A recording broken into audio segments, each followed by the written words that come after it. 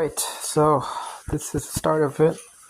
Yeah, it looks so bulky, I'll be honest. But it fits, and the servos are ready to put in.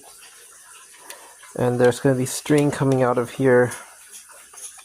Yeah, and you can see we're going to have a lot of technology, all the tech stuff, all the circuits on the rear, because the moment of inertia rule says that the more moment inertia far from here, the more I there is. I is the moment of inertia, right? The mass over here times the radius, you know that. Anyways, this is how we're gonna do it.